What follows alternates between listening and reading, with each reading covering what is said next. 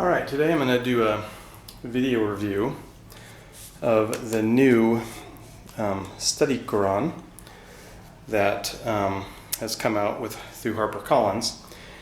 And I'm going to compare it in this video to a couple other Quran translations in English that also include tafsir or commentary on the Quran. So while the other versions aren't technically studied Qurans, they do ultimately the same thing. So I want to compare these different versions, and then in another video I will compare the study Quran to its similar version, which is a couple different study Bibles that are out in English, notably the ESV study Bible and the NIV Zondervan study Bible, which is also very new. Since the study Quran is designed for primarily Westerners and or English speakers, and its basis or the model for it is many of the study Bibles that are out right now in the West. So I'd like to compare it with that. But today in this video I'll be comparing the study Quran edited by Sayyid Nasr with the Quran in English translated by Muhammad Asad with commentary, and the Yusuf Ali Quran in English, also translated in English with commentary. So that will be our comparison for today. Now, a couple things to note is that this particular study Quran, a couple things just to note before we begin. This particular study Quran is in English. It is about, some of these things you will already know if it's around 1,000, about 12, almost 1,800 pages, actually 1,900 pages or so. And a few items just by way of introduction. Even though this version, all these versions that we're going to discuss today were translated by Muslims, I myself am not a Muslim. I am a follower of Jesus. And also, even though I grew up in the West and have studied a little bit of Arabic, I am not a fluent Arabic speaker or reader of Arabic. I've studied some classical Arabic, Quranic Arabic, and I've also studied spoken Arabic, although that was quite a number of years ago, so my Arabic is not very good, although I do love languages. So, that said, a couple of notable things about this particular Quran that people will either like or not like, and there are many videos on YouTube now introducing the study Quran. One thing I found very interesting, just right off, is that this Quran has no Arabic. It's an English-only Quran, along with classical period Arab commentators, or tafsir. Now, that is unlike, say, the Muhammad Asad Quran, which, as you can see, has both Arabic and English, and the Yusuf Ali Quran, which also has Arabic and English. And we'll be referring to these other two volumes here as far as the general printing of the book and some other things here in a moment. But as you can see, the Arabic is here. Now, these are truly English Arabic Qurans in the sense that they begin at what we'll call the front in Western terminology, and they proceed to the back, and they proceed left to right. Unlike a typical Arabic Quran would start here, of course, being a Semitic language, and would work backwards from here to the front, or what we consider backwards, not what they would consider backwards.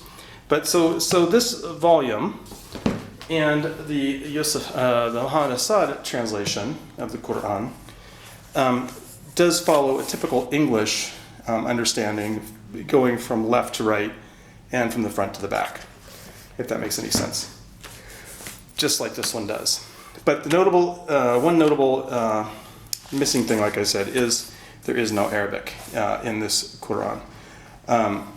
That might be something that a lot of people find issue with, especially if you're studying with someone who is a fluent Arab speaker, or you yourself are a fluent speaker or reader of Arabic. You might have issues, whether you be a Muslim or a Christian or anything. If you read Arabic, not being able to reference the original text, especially in a Quran, seems to be a great flaw in my humble opinion. Now, a couple things on the volume itself. You have this cover, and there's been introductions by a number of people on this particular, just on the volume itself. So let me go over a couple things. So you have this book jacket, and the book jacket is nothing quite special, but that's all right. But what you do have is you have a very beautiful gold foil on the front, and gold, let's see if I can get this up here, gold foil on the back, a beautiful Arab pattern.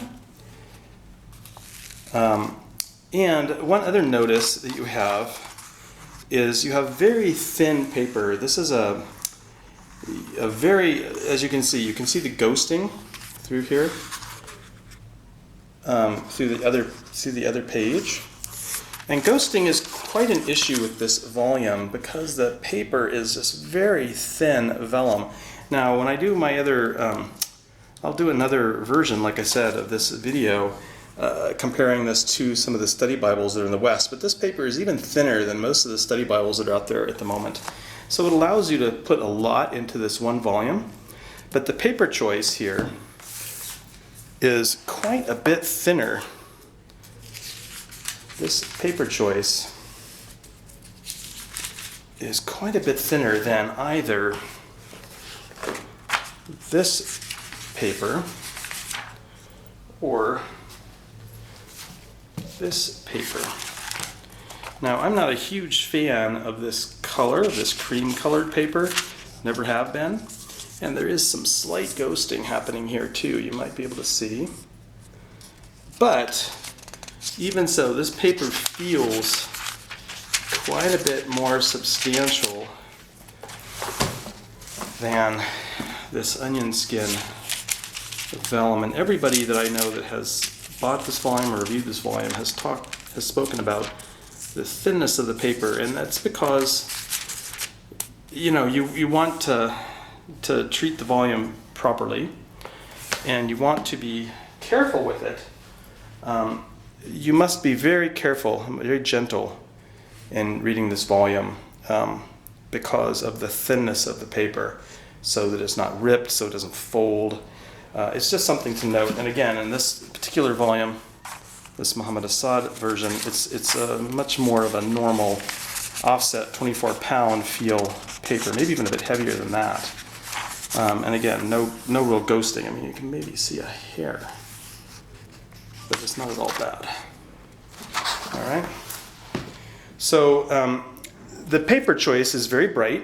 It's very nice. I do like the ribbon. That makes it, I mean, neither one of my other Qurans have a bookmark ribbon like this, fabric ribbon, just one, into the binding. And also a nice type font, very readable, very easy to read, larger, I think, than either of my other two Qurans as far as the text of the translation. As you can see in this particular volume, the notes are quite comprehensive. So you'll have, this is the text, the translation, and this is the commentary. And you will see that that's pretty consistent. The amount of commentary is pretty consistently, you'll find longer portions of commentary and shorter portions, but it's quite substantial. So if you get an idea there in this double column, the text is in a single column up top, and it only uses color, little red spots for the different surahs, the different verses, in the surah. You'll see that. Otherwise, very, very clean, very beautiful typography. I love the typeset. And then a double column below with commentary. That's quite a bit smaller, but it's not unreadable. And again, read just on these few little spots where you have notes. Now, in comparison, here's my Muhammad Asad Quran, which I've read this probably 3 or 4 times, I would say. Less commentary. Of course, now we're focusing on just one commentator, Muhammad Asad's selection of commentary, of comments and commentaries that he's quoting from, or his own comments. So not as eclectic or large of a selection of tafsir in say the Muhammad Asad or the Yusuf Ali, but less anyway per page. So just to give you an idea of the amount of the commentary, let me show you. Let's compare the Yusuf Ali translation. So Yusuf Ali translation and commentary. The commentary is quite a bit smaller in this particular version. The font size is fairly small. The font on the text itself is just maybe a point size or 2 less than the study Quran. But the commentary down here is even smaller. So if you like a larger text, you might like the study Quran. I'm going to try to put these right up next to each other so you can see the difference for yourself. Let me reach around here. Gotta reach around my tripod for you. And we'll bring it right up where you can see the difference. Okay, so I will probably take a screenshot or 2 of that just so you can see the font sizes. So the font looks bigger on the translation, and the font actually looks bigger in the notes of the study Quran than the Yusuf Ali version, even though they're basically the same size, if you see that. Thickness-wise, the study Quran is maybe 1/4 of an inch thinner than my Yusuf Ali translation. So not too much difference. And compared to Muhammad Asad, which uses quite a bit thicker paper, you're going to see that that's got a little bit more of a end to end. You're going to see that that's got a little bit more, maybe a 1/2 inch more as far as thickness. Of course, this is a larger volume altogether, as you can see. Even though it's the same size as the Yusuf Ali, it's quite a bit smaller than my Muhammad Asad, which is basically like an 8.5 by 11 sheet compared to this volume. Now, something else that's noted, besides the thinness of the paper, one of the things that the study Quran has that I like is it spends a lot more time developing the introductions to the particular surahs. And there's also essays. So you have introductions to each chapter or surah, and then often you have very long comments. Now, some people have mentioned on the comments that they tend to be eclectic in this volume, meaning that in comparison with say a Yusuf Ali Quran or a Muhammad Asad Quran, you're going to find Shia interpretations, you will find Sufi interpretations and comments, you will find tafsir from a number of different schools in this volume. Some might find that reassuring. I don't imagine too many Muslims will actually care for that personally, that it's just so eclectic. I think some people are going to be offended by just the nature of that, how eclectic it is, feeling that you obviously can't please everyone, and not coming to one particular view or conclusion in the commentary, in the notes, versus, say, either of these other versions. Lastly, I mentioned the essays. So in this particular volume, I think the Yusuf Ali does have some essays, but this also, after the poem itself, you'll see there's a series of essays right here on how to read the Quran in translation, Islamic view of the Quran, listings of various Quranic commentaries or tafsir, as we've said, and just some of the Quran and Sufism, other religions, war and peace in the Quran, death and dying and afterlife, Islamic art. So there are a series of essays here which mirrors both the ESV Study Bible, which I'll talk about in this other video, was the first to kind of do that a lot, was to include a lot of additional work that could almost be its own book, separate. They included it into the binding of the Bible, and in this case, into the binding of the Quran. Again, that might make some people a bit uneasy since it's bound together, that it's somehow an official view or somehow has some official standing, and that these opinions should not maybe be bound together with God's word, that idea that you're including something man-made and it's not so much a commentary, or even some people even have that issue with commentaries, but that somehow these essays are bound into the volume. Again, that was following very typically this idea of the study Bibles, and again, this was by Harper Collins, so no surprise that some of those things like the essays, an index. You have some maps back here. Again, if you know study Bibles, you'll recognize some of these elements. Very typical of study Bibles, that you have a map of the Arab world and various conquests, that you have Badr in here and various battles, Makkah. You have just these various maps and details in here, as well as essays, as well as index. There's also a record of hadith that's in here, some footnotes on the hadith, on where they pulled from and where they can be found, various citations of hadith.